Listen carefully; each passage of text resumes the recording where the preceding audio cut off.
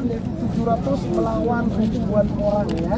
Dan ingat Bapak Ibu sekalian, pertama kali Rasulullah itu menang ya. Sampai orang-orang Quraisy itu lari ke sana Bapak Ibu sekalian, larinya ke sana. Orang kalau sudah lari, orang kalau sudah selamat tidak akan memikirkan yang namanya harta, akan memikirkan dirinya, bagaimana dirinya itu lari sekencang-kencangnya. Ya tidak Bapak Ibu sekalian. Kenapa kok seperti itu? Karena Rasulullah memiliki pasukan yang ahli dalam memanah, yaitu diletakkan di Jabal Rumat yang kecil itu ya.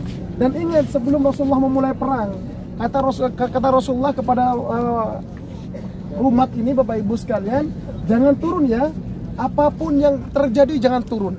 Oke, kata Jubair waktu itu pemimpin daripada Rumat Bapak Ibu sekalian. Maka ketika orang-orang Quraisy itu lari, maka di Jabal Rumat itu ada perdebatan. Apa debatnya? Ayo ya Jubair, kita turun, ambil hartanya ya. Bilang Jubair, jangan turun. Perintah Rasulullah itu jangan turun, apapun yang terjadi jangan turun. Bilang lagi anggotanya, iya itu kalau kita masih perang. Oh, kita sudah tidak perang, orang-orang Quraisy sudah lari. Akhirnya dipikir lagi, turun semua Bapak Ibu sekalian, ambil semua. Ternyata ada Panglima Quraisy pada saat itu yang tidak ikut berperang, memantau jalannya perang, yaitu Khalid bin Walid di ujung sana ya. Kenapa Khalid bin Walid kok tidak langsung perang? Karena Khalid bin Walid sudah belajar pengalaman ketika perang Badar. Pasti di strateginya Muhammad ini ada yang salah, kata. Terbetullah Bapak Ibu sekalian, ketika Khalid bin Walid itu melihat kekuatannya ada di Rumat, lalu Rumat itu turun, maka langsung kudanya itu menaiki Jabal Rumat dan pasukan-pasukan di bawahnya itu dilempari batu. Nah, ketika dilempari batu Bapak Ibu sekalian, kocar kacir ya. Kocar kacir yang awalnya Muslim itu menang menjadi kocar kacir. Nah, ingat Bapak Ibu sekalian, perang Uhud ini terjadi atas dendamnya seorang Hindun. Hindun ini kenapa kok mau mengadakan Uhud? Ingin membunuh yang namanya Hamzah. Saking seriusnya, Hindun ini mengutus satu orang, yaitu dari kalangan budak, temannya Bilal, namanya Wahsy. Keahliannya itu lempar tombak. Tahu lempar tombak Bapak Ibu? Bilang, yang namanya Hindun ini, kamu jangan ikut perang, katanya ke Wahsy. Kamu cukup mengawasi Hamzah. Kalau Hamzah lengah, maka lemparkan tombak itu. Maka betul, Hamzah lengah ketika ada kocar kacir. Nah, lengah dilempar tombak, tembus dadanya yang depan, tembus ke belakang ya. Semua bambu ini masuk ke belakang. Akhirnya sekarat, datanglah yang namanya Hindun. Lalu dadanya yang namanya Hamzah ini dibelah, dibuka, lalu diambil jantungnya, lalu dimakan jantungnya. Sama siapa? Sama Hindun. Sehingga dalam sejarah Hindun ini Bapak Ibu sekalian dikenal perempuan pemakan jantung. Ketika didengar bahwasanya paman Rasulullah sudah gugur, Nabi Muhammad sudah tidak fokus. Paman sudah mati. Gimana perasaannya ya? Udah tidak fokus Rasulullah. Ketika Rasulullah tidak fokus, dikepung oleh orang-orang Quraisy, mau dibunuh ya. Ketika didengar oleh Umar bahwasanya Rasulullah itu mau dibunuh, Rasulullah dikepung. Akhirnya Umar, Utsman semuanya tidak fokus ya. Pasukan Islam tidak fokus, kocar kacir. Apa yang terjadi Bapak Ibu sekalian ketika Nabi Muhammad mau ditebas lehernya, maka ada satu pemuda namanya Mus'ab bin Umair.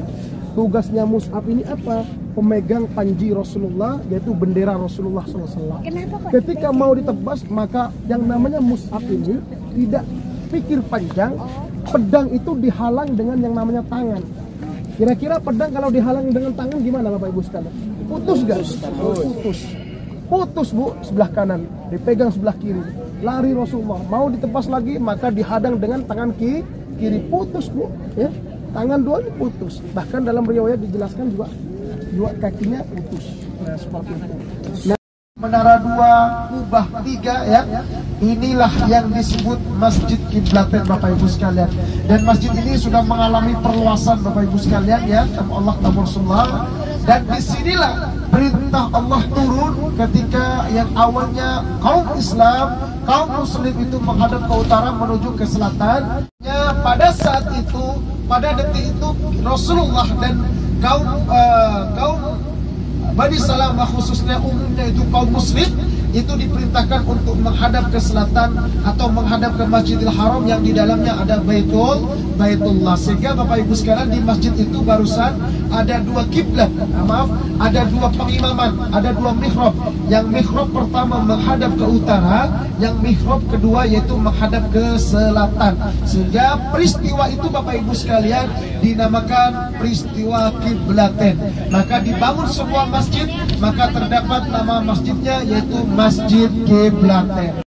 Nah, bagi teman-teman yang mau order kaos keren, silakan bisa di marketplace Shopee, Tokopedia, Bukalapak maupun Lazada. Caranya tinggal ketik saja Muhammad Ervando ya. Nah, teman-teman tinggal pilih untuk kaos-kaos kerennya. Kemudian yang cocok langsung saja di order untuk kaos-kaos kerennya ya.